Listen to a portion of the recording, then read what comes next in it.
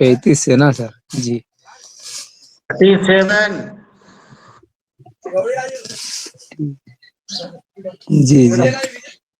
देखो मैं उन्हें उन सब देशों में बीने में ने क्रोध और जलजलाहट में आकर उन्हें जबरन निकाल दिया था, लौटा ले आकर इसी नगर में इकट्ठे करूंगा और निडर करके बसा दूंगा। वे मेरी प्रजा ठहरेंगे और मैं उनका परमेश्वर ठहरूंगा।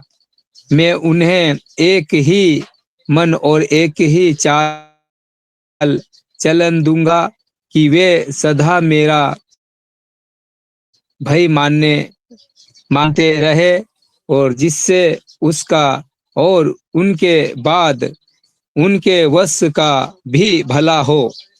मैं उनसे यह वाचा बंधाऊंगा कि मैं कभी उनका संग छोड़कर उनका भला करना ना छोड़ूंगा और अपना भय मैं उनके मन से ऐसा उपजाऊंगा कि वे कभी मुझसे अलग होना ना चाहेंगे। मैं बड़ी बड़ी प्रसन्नता के साथ उनका भला करता रहूंगा और सचमुच उन्हें इसी देश में अपने सारे मन और प्राण से बसा दूंगा। देखो यहोवा यो कहता है, जैसे मैंने अपनी इस प्रजा पर यह सब बड़ी विपत्ति डाल दी, वैसे ही निश्चय इससे वह सब भलाई भी करूंगा जिसके करने का वचन मैंने दिया है। इसलिए यह देश जिसके विषय तुम लोग कहते हो कि मैं उजाड़ हो गया हो, इसमें ना तो मनुष्य रह गए है और ना पक्षु, यह तो कसदियों के वश में पड़ चुका है।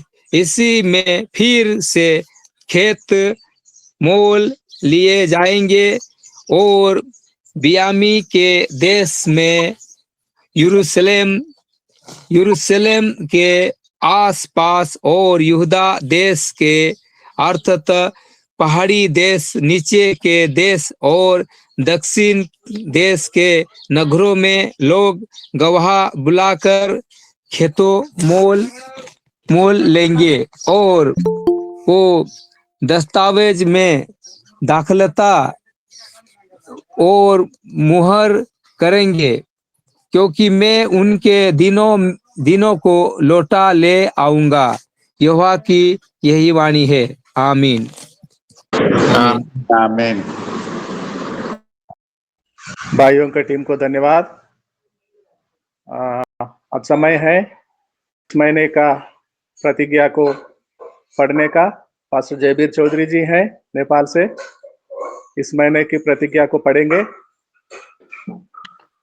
आइए सबको फिर जय मसीह। प्रभु का धन्यवाद हो जो हर रोज परमेश्वर ने हम सबको बाप दादा से प्रतिज्ञा किया है, उस प्रतिज्ञा को हम सब पढ़ेंगे और मनन करेंगे। आइए हम पढ़ते हैं यशायाह 65 अध्याय का 17 और 18। क्योंकि देखो मैं नया आकाश और नई पृथ्वी उत्पन्न करता हूँ और पहली बातें स्मरण न रहेगी और सोच विचार में भी न आएगी। इसीलिए जो मैं उत्पन्न करने पर हूँ उसके कारण तुम हर्षित हो और सदा सर्वदा मगन रहो। क्योंकि देखो मैं यरूशलेम मगन और उसकी प्रजा को आनंदित बनाऊंगा। आमीन आमीन आमीन आमीन आमीन। पास्टर जी जयवीर चौधरी जी आपको बहुत बहुत धन्यवाद देते हैं। जय मसीह की।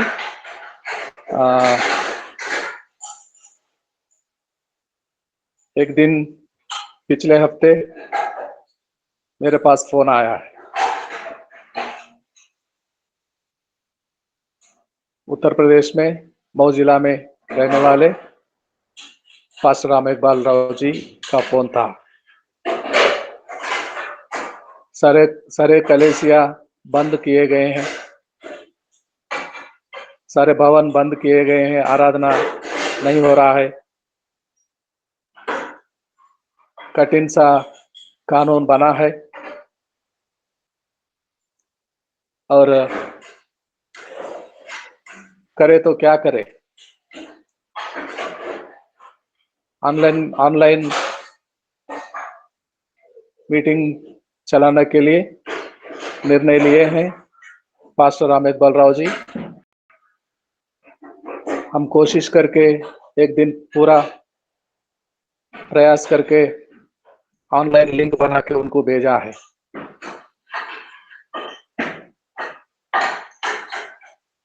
पास्टर राम इकबाल राव जी, जय मसीह की।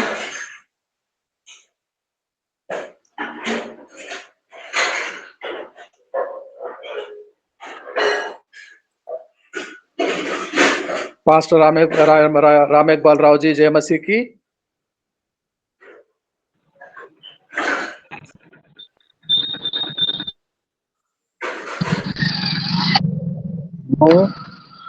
हेलो, जय मसीह की पास्टर जी।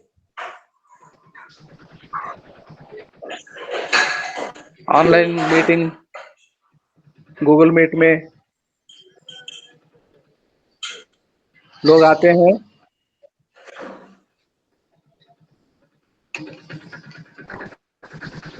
हाँ जी जय sir. Masih. Hello, praise the Lord. Praise the Lord. हाँ सर, हो रहा है सर। ओके, धन्यवाद आपको। प्रभु आपको आपका आशीर्वाद है कि हम लोग सुबह शाम दोनों टाइम हो रहा है। बहुत लोग हैं सर ना, तो मेंटेन करना पड़ता है। ठीक है पास्टर जी। प्रभु जी करे ये कानून हट दिया जाए। जी सुप्रीम जी, कोर्ट में अमेन। हो रहा है जी ये अमेन। का बदले। हम आशा जी करते हैं, उम्मीद करते हैं, प्रभु पर विश्वास करते हैं जी और हमारे बीच में प्रभु के अच्छे दास मदन कुमार जी हैं। जी। वो सब आएंगे, ध्यान से मन लगा कर सुने हम। मदन कुमार जी, आपका स्वागत है। जी सर, जी सर। प्रभु का धन्यवाद हो आज का सुंदर दिन देने के लिए। तो सबसे पहले एक छोटी सी प्रार्थना करेंगे। धन्यवाद करते हैं पिता, आज की सुबह की बेला में प्रभु आपके चरणों में दीन और नम्र बन के चले आते हैं। तो महान है, पवित्र है, सामर्थी है, योद्धा है, वीर है, ताकतवर है, दया करने वाला, करुणा करने वाला, शांति आनंद से भरने वाला, पापों से मुक्ति देने वाला परमेश्वर तू है। तेरा लाख लाख धन्यवाद करते हैं प्रभु, जो आज इस सभा में हमें जोड़ने के लिए और सभी भाई बहनों को इकट्ठित किया है पिता, इसके लिए धन्यवाद करते हैं। धन्यवाद करते हैं राजा, तू महान है। जो भी मैं आज वचन को शेयर करने जा रहा हूँ प्रभु जी, उसमें हम नहीं, आप हम में होकर बातचीत करें और हमसे बातचीत करके आप दूसरे को बताएं प्रभु, ताकि वो हमारी बातों को समझ पाएं और आगे जो कार्यक्रम है प्रभु उसको सफल होने के लिए आपसे प्रार्थना दुआ मांगते हैं पिता। धन्यवाद। आइए एक स्तुति गीत गाएंगे परमेश्वर के लिए। सभी लोग हमारे साथ गुनगुनाएंगे, आंखें बंद करेंगे। छू मुझे छू खुदावन मुझे छू, मेरे जान को, मेरे रूह को, मेरे बदन को छू, छू मुझे छू खुदावन मुझे मुझे छू। धन्यवाद करते हैं प्रभु, जो इस समय हमारे बीच में आप उपस्थित हैं। लुकिंग इनटू जीसस परिवार के बीच में इकट्ठा है पिता, और हमसे आप जो भी बुलवाना चाहते हैं प्रभु जी, जो भी हमारे मन में डाले हैं पिता परमेश्वर, उस वचन को मैं भली भांति शेयर कर पाऊं, इसके लिए हमें हिम्मत, हौसला, ज्ञान, बुद्धि दीजिए। धन्यवाद करते हैं। सारा आदर, महिमा, इज्जत, गौरव, जलाल यीशु नासरी आपको देते हैं और मधुर मीठे नाम से आशीष मांगते हैं। सुन और कबूल कर पिताजी, आमीन। एक बार फिर से हम सभी भाई बहनों को जय मसीह बोलता हूं। परमेश्वर ने आज हम सभी को आशीष देने के लिए एकत्रित किया है, इसलिए हम सभी लोग परम पिता को एक बार फिर से धन्यवाद करते हैं। आइए, आज का जो मैंने प्रचार प्रसार लिया है, आज का विषय है कि बीमारियों से छुटकारा हम कैसे प्राप्त करें। इसके लिए मैं 5 वचन को इसमें शेयर करूंगा आप लोगों के बीच में, कि ये 5 वचनों के द्वारा हम तरह तरह की विपत्तियों से, दुख दर्दों से छुटकारा प्राप्त कर सकते हैं। तो सबसे पहले भजन संहिता अध्याय 34 का 19वां वचन को हम पढ़ेंगे। भजन संहिता अध्याय 34 का 19वां वचन, कोई भी हमारे भाई बहन पढ़ सकते हैं। धर्मी पर बहुत सी विपत्तियां पड़ती है, परंतु यहोवा उसको उन सब से मुक्त करता है। आमीन, आमीन, आमीन। वचन को पढ़े जाने पे प्रभु आपको बहुत तायत से आशीष प्रदान करें। आप स्वस्थ रहें, निरोग रहें और हमेशा हंसते मुस्कुराते रहें। यहाँ पे परमेश्वर का वचन कहता है कि धर्मी पर बहुत सी विपत्तियां पड़ती है। पड़ती तो है, परंतु यहोवा उसको उन सब से मुक्त करता है। बहुत ही सुंदर वचन है, क्योंकि यहाँ पे जितने भी पास्टर, दास दासी जुड़े हुए हैं, सभी धर्मी हैं और सभी के घरों में कुछ न कुछ दिक्कतें, परेशानियां है। ये हम सभी लोग जानते हैं। आज हम उन सब विपत्तियों से आजाद हो जाएंगे। प्रभु हमारे साथ है, हमारे संग हैं, हमारी प्रार्थना को सुन रहे हैं। तो यहाँ पे इस वचन के द्वारा हमें यही बताने का प्रयास किया जा रहा है कि धर्मी लोगों के ऊपर बहुत सी विपत्तियां आती है, लेकिन विपत्ति क्या है? विपत्ति में बहुत सी चीजें आती है, केवल बीमारी नहीं आती है। संकट, बाधा, कठिनाई, आफत, दुर्भाग्य, कष्ट, परेशानी, दुख, पीड़ा और आपदा, ये सारी विपत्तियां हैं जिसका मैंने नाम बोला। ये सारी विपत्तियां हैं। हर घर में, पूरे देश में कोई ऐसा घर नहीं हो कोई ऐसा घर नहीं होगा जो हर हालत में सब प्रकार से खुशहाल है। हर घर में कुछ न कुछ, किसी न किसी को दिक्कत परेशानी अवश्य है। तो ये सारी दिक्कतें से परमेश्वर ने कहा है, परमेश्वर का वचन कहता है कि धर्मी पर बहुत सी विपत्तियां पड़ती तो है, परंतु यहोवा उसको उन सब से मुक्त करता है, माने आजाद कर देता है, उस सारी विपत्तियां दूर कर देता है। ये मेरा परमेश्वर यहोवा का वाणी, यहोवा का कथन है। मुश्किल आएगी, यीशु ने ये नहीं बोले हैं या नहीं कहे हैं कि तुम्हारे लिए या तुम्हारे ऊपर कोई विपत्ति नहीं आएगी, तुम्हारे अंदर कोई बीमारी नहीं आएगी, ये यीशु मसीह नहीं बोले हैं। लेकिन इन सब से छुड़ाने वाला, मुश्किलों से निकालने वाला, बीमारियों से छुटकारा देने वाला हमारा प्रभु यीशु नासरी, वो सब से दूर करने वाला कौन है?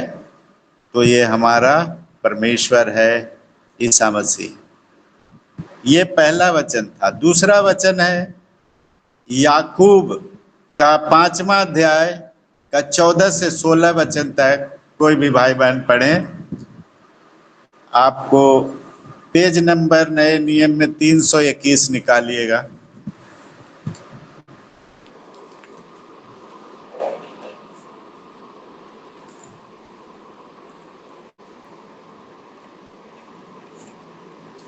कोई भी पढ़े। 5 का कितना है भैया? 5 का 5 का 14 से 16 वचन तक। 14, 15, 16 वचन पढ़िए। जी जी जी जी जी। यदि तुम में से कोई रोगी है तो कलीसिया के प्राचीनों को बुलाए और वे प्रभु के नाम से उस पर तेल मल करके उसके लिए प्रार्थना करें, और विश्वास की प्रार्थना के द्वारा रोगी बच जाएगा और प्रभु उसको उठा करके खड़ा करेगा। और यदि उसके पाप भी किए हो तो उनकी भी क्षमा हो जाएगी। इसलिए तुम आपस में एक दूसरे के सामने अपने अपने पापों को मान लो और एक दूसरे की सेवा करो, जिससे चंगे हो जाओ। धर्मी जन की प्रार्थना से प्रभाव से बहुत कुछ हो सकता है। आमीन। हालेलुया, हालेलुया, आमीन, आमीन। प्रभु इन वचनों के द्वारा आपको भरपूरी से आशीष दें। यहाँ पर रोगी का मतलब केवल बीमारी नहीं है, इसमें बहुत सी चीजें आती, जैसे कष्ट, संक्रमण, दुर्बलता, व्याधि, विकार, शिकायत इत्यादि बहुत सी चीजें आती। यहाँ पे वचन के द्वारा ईसा मसीह ने चंगाई का तरीका बताते हैं। अच्छे पास्टर को घर पे बुलाइए, प्रार्थना के बारे में बताया गया है कि उनसे प्रार्थना करवाइए। आप सभी परिवार इकट्ठे होकर प्रार्थना कीजिए, तो वो आपको यीशु मसीह के नाम से तेल लगाएगा और प्रार्थना करेगा। विश्वास की प्रार्थना से रोगी बच जाएगा। इस प्रकार हम पाते हैं कि धर्मी जन के प्रार्थना के द्वारा पाप भी क्षमा हो जाएगा। हालेलुया, आमीन। तीसरा वचन को हम पढ़ेंगे, भजन संहिता 107 का 20वां पद।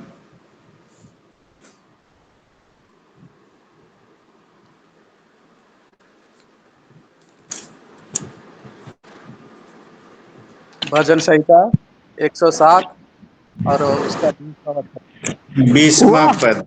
वह अपने वचन के द्वारा उसको चंगा करता और जिस गड्ढे में पड़े हैं उसको निकालता है। आमीन। आमीन, आमीन। प्रभु इन वचनों को पढ़े जाने पे बहुत ऐसे आशीष प्रदान करें। वह अपने वचनों के द्वारा उनको चंगा करता है और जिस गड्ढे में वे पड़े हैं उससे वो निकालता है। प्रभु क्या करता है? हमको आशीष देता है। किसके द्वारा? सभी लोग जानते हैं, वचन के द्वारा।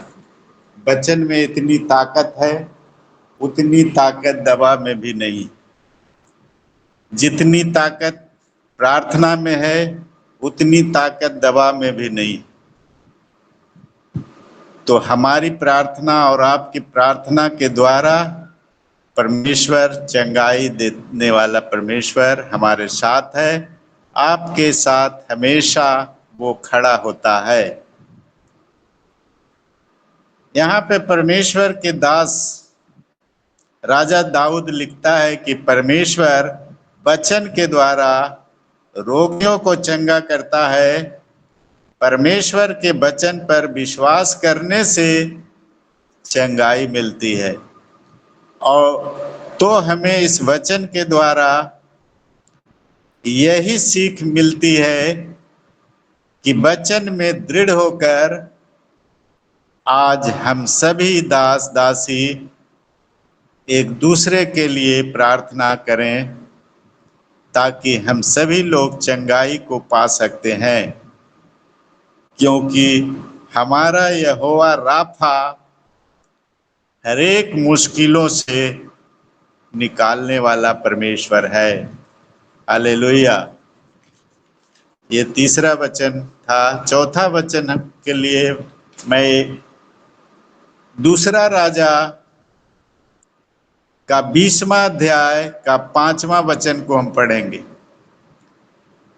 पुराने नियम में पेज नंबर 487। और राजा का कौन सा वचन है 20वां अध्याय का? दूसरा राजा का 20वां अध्याय का 5वां वचन।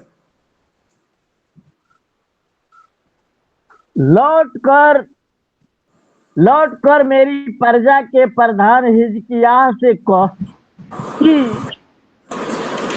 तेरे मूल पुरुष दाऊद का परमेश्वर यहोवा यों कहता है कि मैंने तेरी प्रार्थना सुनी और तेरे आंसू देखे हैं।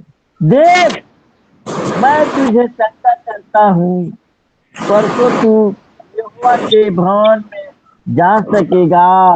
आमीन। प्रभु बहुत ऐसे आशीष दे सर। इसमें लिखा है कि लौट कर मेरी प्रजा के प्रधान हिजकिय्याह से कह कि तेरे मूल पुरुष दाऊद का परमेश्वर यहोवा यों कहता है कि मैंने तेरी प्रार्थना सुनी और तेरे आंसू देखे हैं। देख, मैं तुझे चंगा करता हूँ, परसों तू यहोवा के भवन में जा सकेगा। हालेलुया। यहाँ पे हम देखते हैं कि प्रार्थना परमेश्वर के सामने सच्ची हृदय से, सच्चे मन से जब हम करते हैं तो हमारी आंखों से आंसू भी गिरने लगता है। ऐसा क्यों होता है? कभी आपने जानने की कोशिश किए हैं? आप लोग सभी प्रभु के अच्छे दास और दासी यहाँ पे मौजूद हैं। इस पे गंभीरता से सोचा है आपने? क्योंकि पवित्र आत्मा उस समय आपके साथ होता है, तभी आंखों से आंसू गिरता है, अन्यथा आंखों से आंसू नहीं आता है।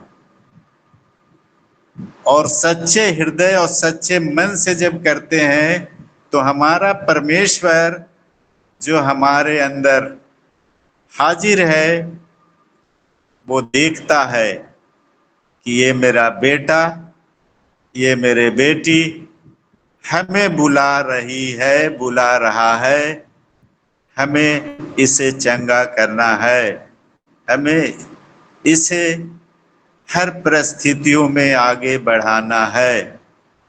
इसमें ये परमेश्वर का वचन साफ साफ बता रहा है। क्योंकि पवित्र आत्मा उस समय आपके साथ होता है, तभी ऐसा होता है। उस समय परमेश्वर यहोवा यूं कहता है कि मैंने तेरी प्रार्थना सुनी है और तेरे आंसू मैंने देखे हैं, इसलिए मैं तुम्हें चंगा करता हूं। हालेलुया। एक वचन और है, समय भी होने जा रहा है, इसलिए मैं जल्दी जल्दी पढ़ रहा हूं और आपको बता भी रहा हूं। 5वां वचन है यिर्मयाह नबी की पुस्तक 30वां अध्याय का 17वां वचन।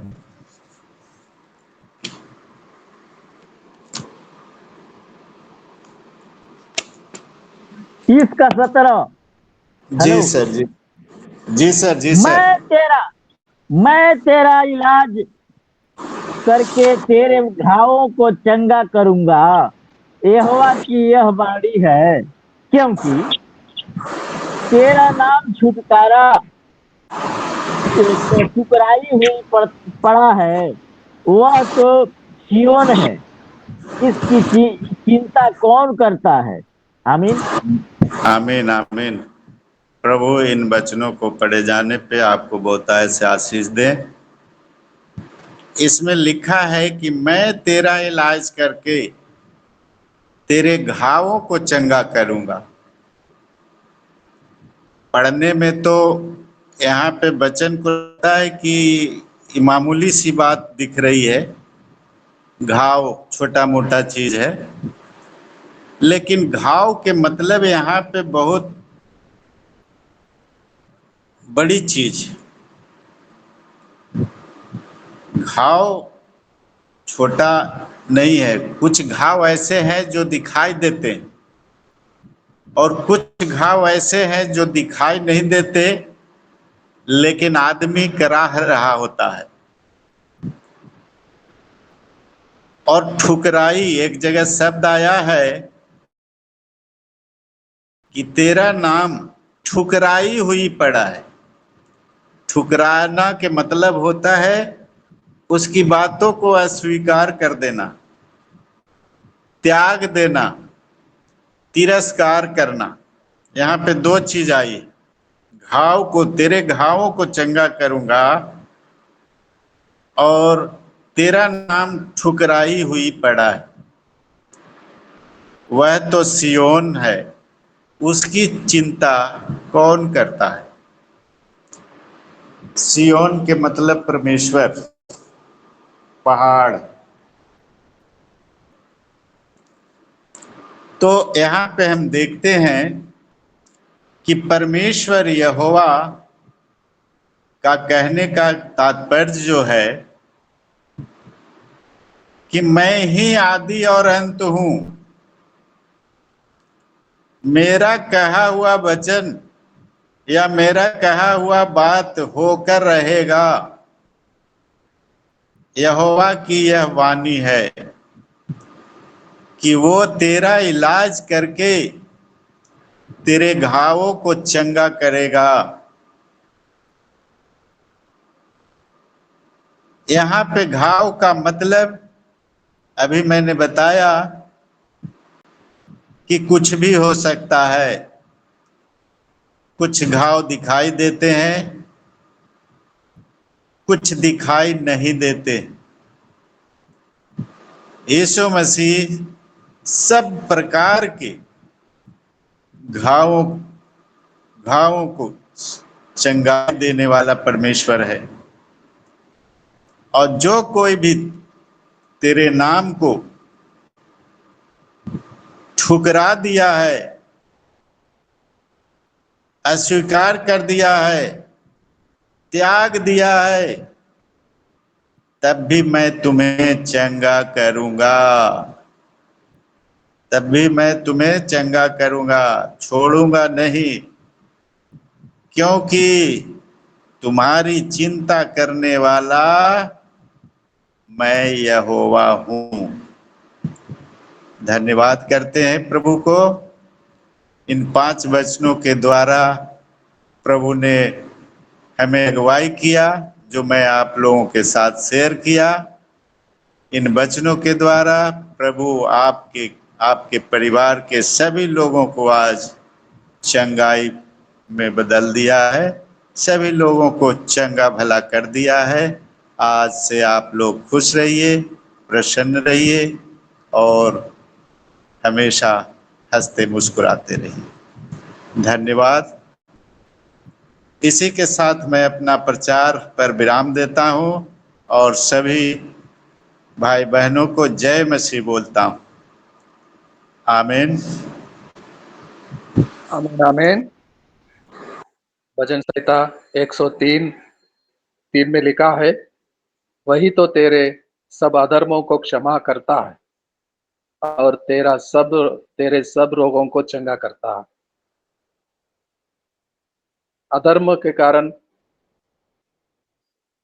रोगी बीमार पड़ जाते हैं। सारे अधर्म को क्षमा करने वाले और सब रोगों को चंगा करने वाले परमेश्वर के सामने जाते हैं, चंगाई पाते हैं। जैसे मदन कुमार जी बहुत सरल रीति से समझा रहे थे, बहुत ही सुंदर संदेश सुना हमने। धर्मी जन की प्रार्थना वो प्रभाव भरी होता है। इतना ही नहीं, रोगों बीमारी चली जाती है प्रार्थना के द्वारा और पापों को क्षमा मिलता है। बहुत सुंदर वचन हमने सुना। Thank you, God bless you Madan ji. धन्यवाद देते हैं आपको। और जैसे मैंने शुरुआत में बताया है, पास्टर रामेपाल राव जी मौजिला में रहते हैं, यूपी में। मौजिला में धर्मांतरण के कानून बहुत कठिन सा लागू है। यहाँ तक के पिछले हफ्ते प्रार्थना का भवन बंद कर देते हैं, प्रार्थना का आराधना पर लोग रोक लगा देते हैं। क्या करें क्या करें। एक दिन बड़ी प्रयास के साथ ऑनलाइन गूगल मीट बनाकर पास्टर जी को भेजा हूं ताकि ऑनलाइन मीटिंग चला सके। प्रार्थना यूपी में बाइबल कैरी करना भी गुनाह है, बाइबल पकड़ना भी गुनाह है, मना है। ऐसा कठिन कठिन कानून बन रहे हैं। इन दिनों में प्रार्थना का समय है, 4 हफ्ते भर हम 40 दिन प्रार्थना का व्रत माना है। आइए, हमारे बीच में साजन कोशी सर है, प्रार्थना करेंगे। साजन कोशी सर।